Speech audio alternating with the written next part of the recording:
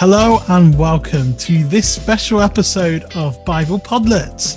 I'm Buddy. And I'm Holly. We're so happy that you've joined us. Bible Podlets is a Bible study and discussion podcast for all ages, which works equally well at home or in children's groups at church. We encourage you to listen together and to pause the episode if you can, so that you're able to talk about the stories and questions that will come up. And to help you, all of the activity and discussion questions for this and all of our other episodes can be downloaded from the resources area of our website, bdeducation.org.uk. Happy New Year, Holly. Oh, Happy New Year to you too, buddy. I hope this year is going to be a really good one. You know, Holly, have you made any New Year's resolutions for this year? For many of our listeners that don't know, a resolution is a firm decision to do or not to do something. Lots of people make resolutions at the start of a new year as it's a good time to pledge to do something new or to stop something. Well, I'm a bit rubbish at keeping New Year's resolutions because I find that it's really easy to start something in January and then it soon falls by the wayside. But my New Year's resolution for this year is to try and improve my fitness because I hurt my back quite badly about 12 months ago. So the idea is I want to try and strengthen it so that it doesn't happen again. How about you? Well, I could go through all the list of the normal ones. Lose the Christmas weight, read more books, get out and about more, do some exercise, that kind of thing. But I really want to learn to drive a car. Oh, that's a really good New Year's resolution. So I'm sticking to my guns, and by the end of 2021, I will be driving a car. Oh, we'll be able to celebrate with our listeners when you've done it. That's a good one. And you know something? I've heard of some really silly New Year's resolutions, like avoiding to take a bath whenever possible to try and conserve more water. I don't have baths anyway. I don't like sitting down for long periods of time. How about doing less laundry and using more deodorant? Ooh, well, I think we'll move swiftly on from those suggestions. Yeah, I don't want to be giving any of our listeners any bad ideas. Well, as this is our special Epiphany episode, it's no surprise that our news story today features the wise men who went to visit Jesus. They made resolutions too, didn't they, Holly? When they saw the star, they made a firm decision to go and find the king that the star was pointing to. And then they made another resolution and decided not to go back and see King Herod and tell him what Jesus was. Oh yeah, I suppose they did. Let's listen to our news story now and find out more about what happened.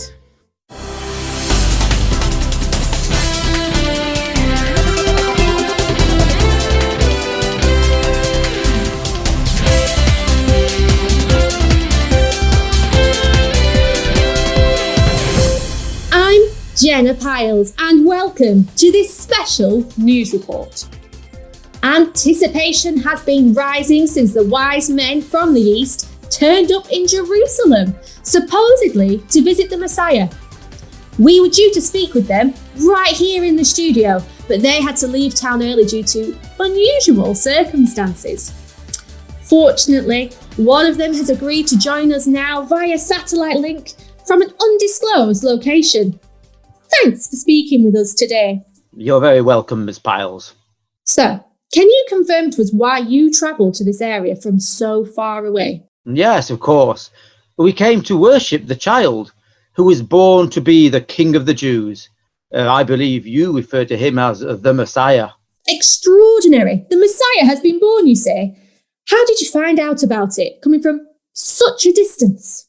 Whilst we were in the east, we saw his star rise in the night sky, and we knew we had to follow it wherever it led. That's an unusual GPS system you've got right there, but it got you this far, I suppose. I heard you met with the current reigning king of these parts, King Herod. That is correct. We did approach the king for information as to where the child was to be born. This is a big place after all. After seeking advice from some people who knew the scriptures, he told us to look in the town of Bethlehem. Interesting. Bethlehem has been a hotspot for unusual activity in the recent months, with sightings of angels and runaway clouds with legs. I understand that King Herod said something else to you as well. Yes, he did. He asked us to report back to inform him of where we found the child so that he too could go and worship him. Did you find the child in the end? We did indeed, just as the king suggested, in Bethlehem. The child was with his mother and father. We worshipped him, and then we presented gifts of gold, of frankincense, and of myrrh. And presumably you were then joined by King Herod because you passed on this information, right? Well, actually, no. We decided against telling the king because of a warning we received in a dream from God. King Herod has entered the chat. What was that? Well, Mr. Wise Man, this is a setup. Here to confront you is King Herod himself. How dare you trick me, sir? Just wait till I get my hands on you all. Wise Man 1 has left the chat. What? Get him back! Get him back! I can't, sir, I can't. Track him! Trace his call, now! This isn't CSI, Your Highness. I'll have your hat for this. That's all we've got time for today. I'm going to get out of here. Bye! Come back! Come back!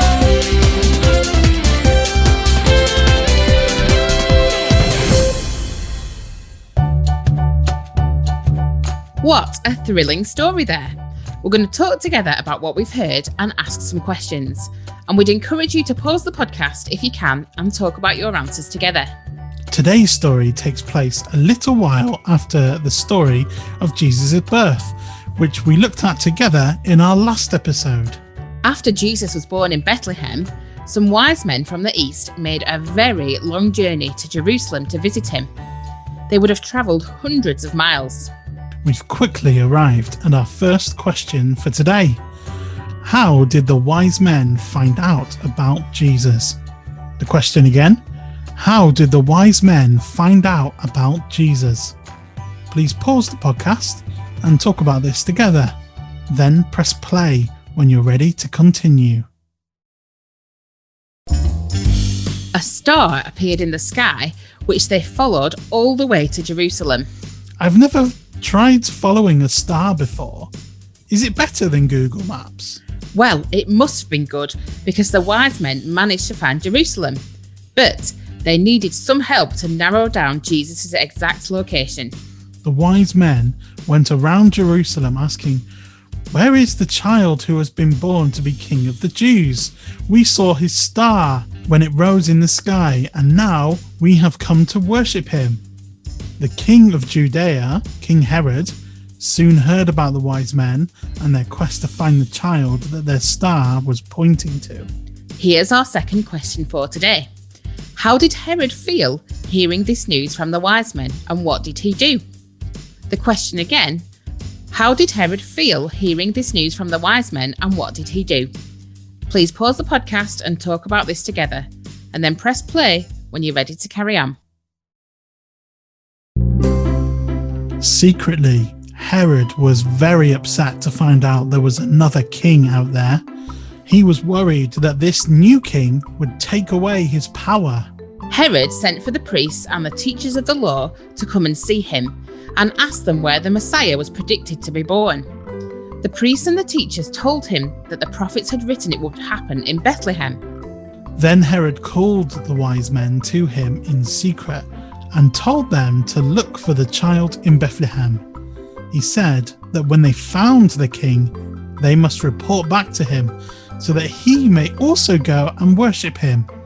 So the wise men set off for Bethlehem, and sure enough, they found Jesus, Mary and Joseph in a place below where the star stopped in the sky. So here's our next question for today. What did the wise men do when they found Jesus?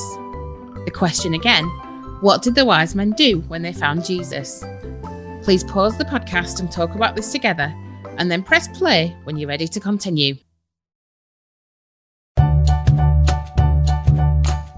The wise men were filled with joy when they found Jesus after their very long journey. They worshipped him and they gave him gifts. First, some gold. To pay for his education. Oh, not quite. The gold was to signify that Jesus is a king. Then they gave him frankincense. Is that to get rid of the donkey smell since his first bed was a manger? Nope. The frankincense was to signify that Jesus is holy.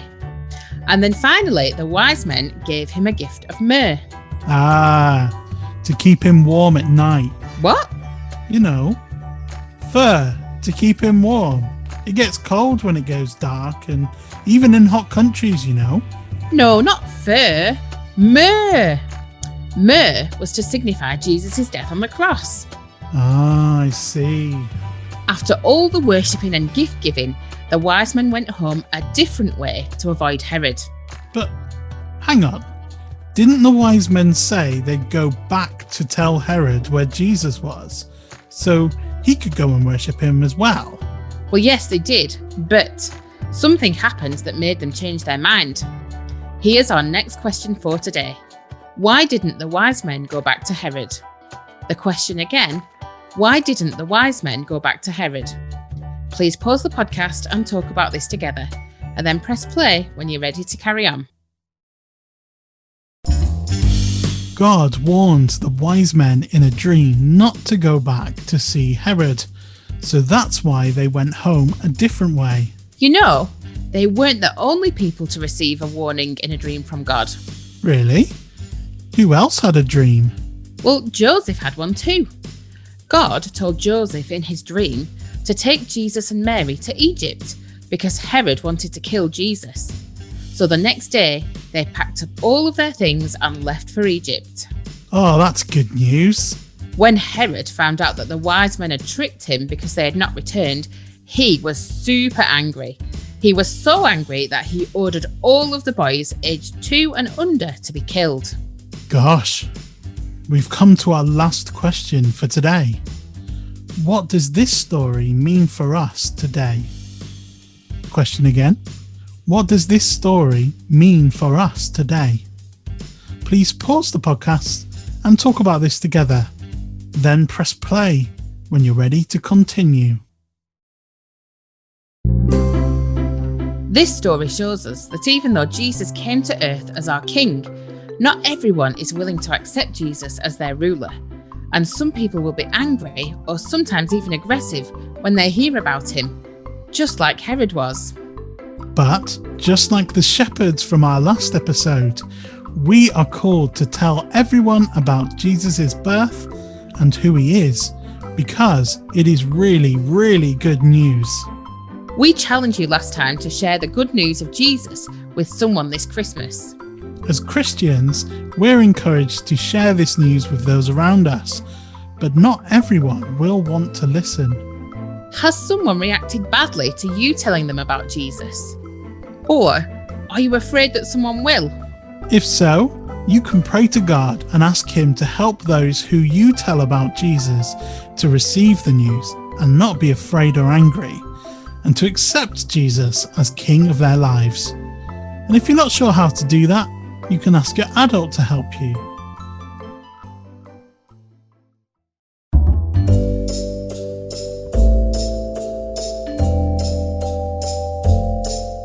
Do you know something, buddy? I've thought of a really good New Year's resolution for the both of us. Oh, okay. What is it? I think we should make a New Year's resolution to think up even more fun games to play on Bible Podlets with our listeners. Yeah, that's a good one. Do you reckon we should play a game now? Of course. And since in our story today we heard about the gifts that the wise men brought for Jesus, our game is about the gifts that we could bring for Jesus too. So we're going to take turns in saying, I went to see Jesus and I brought. And then for each letter of the alphabet, we have to think of a different gift that we could bring. I see. They don't have to all be serious gifts, do they? Well, no, this is Bible Podlets after all. So they can't be just random things beginning with whatever letter we're up to. There's got to be some sort of reason. So even if it's a funny one, we've got to say why. Okay, shall I start? I'm hoping our listeners will be playing along with us too. So, I'm starting with A. Okay, I went to see Jesus and I brought him an apple. Why? So eats just in case he got hungry. Okay, I went to see Jesus and I brought a boat. Because Jesus was always on a boat, wasn't he? So now he's got one of his own. Helpful. I went to see Jesus and I brought him a campfire starting kit. Oh, handy. Yeah, It's a good one. just in case he gets cold out and about. I went to see Jesus and I brought a diary. Because, he's a busy guy and he can make a note of what he's got going on. Right, I went to see Jesus and I brought him some ladders because he was often surrounded by crowds of people. So if he had some ladders, he can make himself a little bit higher up so that everyone can see him. Very good. I went to see Jesus and I brought him a mold. What kind of... If you ever wanted to make a cake or some cookies or something like that, he has a mold. Yeah. I don't know what shape it is. But I've brought him one too. That's fine. Handy. Maybe not quite as handy as like a map or a microphone, but we'll go with that. A microphone? Yeah. When he's up his ladders talking to the crowd, he can be heard because he's got his microphone. That's all right, actually. Can I change mine? Right. So what am I on? N. I went to see Jesus and I brought him a notebook. These are all very sensible, helpful suggestions. You know me, always practical. He wants to write down his sermon notes, gets out his notebook. You need a few notebooks for all of his sermon notes, I think. So. I went to see Jesus and I brought him an octopus hat. An octopus hat. Yeah. Okay. I'm gonna because octopus, they're cool. You won't see many of them being in the desert. Yeah. So it'll be at the talk of the town, and it'll be nice and warm. Okay. Because all the tentacles come down over your face. I've thought about it. I have thought about it. Your homework is to draw a picture of Jesus wearing the octopus hat. Right. I went to see Jesus and I brought some wipes, antibacterial wipes, handy at the moment. Of course, yeah, that's a really good practical idea. Yep. See, you're getting the hang of this now. Practical presents. Right, I went to see Jesus. I've got the letter X. I think I've got the most difficult letter now. I'm going to cheat slightly, and instead of picking something that begins with an X, can I pick something that ends with an X? Because I thought we could give him a box to put all the other stuff that we've given him in. Should have picked that for B. I don't know if we can allow this. If you're listening at home, do we allow this? It's either a box or a xylophone, and the box is far more useful. What about a xylophone box? Let us know on social media. Yeah. Okay, why? I went to Jesus and I brought him a yellow submarine. To go with the helicopter and the skates and the boat. Yeah, handy. It is. So if the helicopter runs out of fuel, yellow submarine underneath. As we all know, yellow is the most waterproof of colours, so it won't sink. Jesus is so well equipped now. Right, last thing. I went to see Jesus and I brought him a zip. just a zip. Is it connected to anything? Or we could stitch it onto his jacket that we gave him earlier. You gave him a jacket without a zip. We just had buttons. He's got buttons on the zip now. Okay, good. Well, that was a fun game, although some of the gifts that we thought of were a little bit crazy. A little bit. They definitely were. But even though the things that the wise men gave to Jesus seem like unusual gifts to give a baby, they were actually very expensive and were the very best of what the wise man had to offer. We can give Jesus the very best of what we have too. We can give him ourselves. And if you're not sure how to do that, then you can listen to more episodes of Bible Podlets to help you out. And as we always say, you can ask your adult to help you. Well, sadly, that's all we've got time for this episode. But tell us, have you made any New Year's resolutions for 2021? If not, why not make one of yours to tell more people about Jesus this year? And how did you get on with our Gifts for Jesus game just now? You can tell us via our social media accounts. We are on Facebook at BDBE Updates and on Twitter at BDBofE. And you can find all of our previous episodes of Bible Podlets and free discussion notes for each of those to use in children's group at church or even at home on our website at bdeducation.org.uk. So thank you for joining us for our Epiphany Special. That's it from us for this time, but we'll be back with more episodes soon. So until then, Happy New Year! Thanks for listening to Bible Podlets. It was a Blackburn Diocese Board of Education production. It was written by David Harris and Sarah Earnshaw and produced by David Harris. It was voiced by Sarah Earnshaw, Lindsay Wright and David Harris, with additional voices by Sam Johnson and Opa Gable. Bible Podlets is a free resource. For more resources, connect with us on social media, on Facebook at BDBE Updates, on Twitter at BDBofE, or on our website bdeducation.org.uk. Doing less laundry and using more detergent. Or deodorant.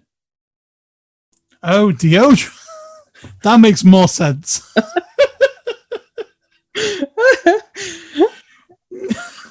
And you know, I've read that like 3 times, and every time I thought it was detergent. Obviously, Oh, using more deodorant. I bet you were thinking, oh, that's random. Where she got that from?